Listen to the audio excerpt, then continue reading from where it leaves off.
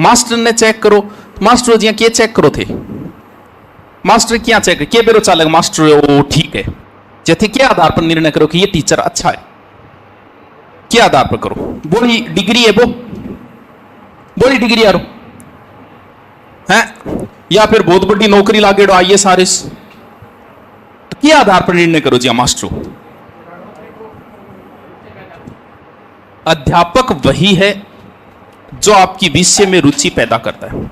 जैसे मान लो कि मैं हिस्ट्री पढ़ा रहा हूं, आपको राजस्थान हिस्ट्री पढ़ाई, समझ में थारा की आयो को नहीं, नोट्स पूरा बन गया थारा और सारा प्रश्न बार नोट सामू आया, तो भी थे नौकरी को लाग पाऊंगा कभी। पढ़ाया तो मैं हिस्ट्री का 2 ही टॉपिक, लेकिन हिस्ट्री में थारी इसी रुचि पैदा हुई, आप इतिहास को पढ़ने लगे, तो फिर आप कांस्टेबल नहीं, आप कॉलेज लेक्चरर भी बन जाओगे। क्योंकि जगह कॉलेज लेक्चरर बने, जगह इतिहास में रुचि पैदा हुई, इतिहास जो कॉलेज लेक्चरर बने थान के लागे बोगड़ी कोचिंग करके बने, घटी करिए कौन बने, उसकी बचपन से 10वीं क्लास में मास्टर जी इंग्लिश इसी पढ़ाई मने कि मेरे इंग्लिश मन पाट गयो जी, गंडक को लट्ठो पाटे करे पिया। इसमें दोष किसका था? मेरा नहीं था, मैं तो पढ़ता और सब्जेक्ट पढ़ता भी। मेरे उस समय गांव में टॉपर थे, मैं 71% थे 10वीं में, गांव का टॉपर था मैं उस समय। मेरे में तो कमी नहीं थी, कमी कहीं ना कहीं गुरुजी में थी। गुरुजी रुचि पैदा मेरी नहीं कर पाए, आज तक मन पाट रहे, आज तक ऊंधी सुंधी स्पेलिंगा बना और ऊंधी सुंधी बातें लिखा, टीचर्स ने टीचरों बोला, हालत है। क्यों? क्योंकि मन पाट गयो, अब मैं इंग्लिश में कुछ नहीं कर पाऊंगा। क्यों? क्योंकि मेरी रुचि पैदा नहीं हो पाई, अध्यापक मेरी रुचि पैदा नहीं कर पाया। मास्टर बोई है जो को थारी रुचि पैदा करे, थारी जब रुचि पैदा होगी कहाँ? इतिहास में होगी। अब मैं कोई मास्टर को पढ़ने की जरूरत भी कौन था, भले ही मैंने 3 टॉपिक आपको करवाए हो, लेकिन रुचि पैदा हो गई, आप सिलेक्शन की ओर नजदीक पहुंच गए हो। दूसरी बात आवे, अब आप थे पूछो मास्टर ने जी मान लो इतिहास को मन पर्सन पूछो, मैं थान बता दिया, थान लगे मैं ज्ञानी हो गयो, या नहीं बताएंगे मतलब हो गयोगे कि मैं भी मन की को नहीं है। अध्यापक को चेक करने का तरीका, या तो अध्यापक की परीक्षा होती है एग्जाम के समय, उस समय चेक होगा मैंने क्या पढ़ाया, एग्जाम में आपके क्या आया। बात बहुत आगे की बात है, अभी तक वेट थोड़ी करा पा।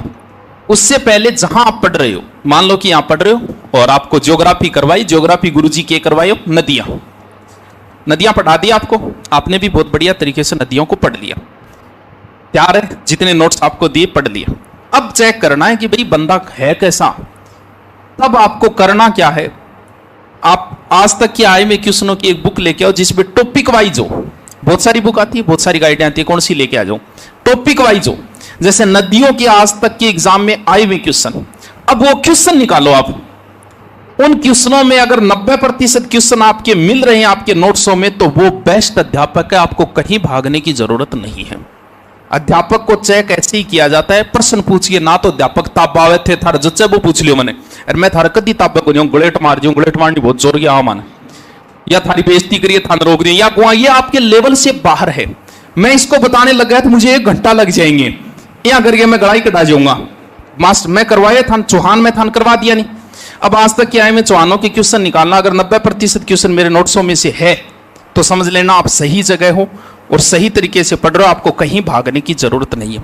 अध्यापक को ऐसे ही चेक किया जाता है, ना कि बिन कोई प्रश्न पूछिए चेक करे, बिन डिग्री पूछिए चेक करे, क्या चेक करोगा डिग्री को? फिर थान जिया की बता देगो, पीछे वो की बता देगो, पता थोड़ी चले। तो अध्यापक को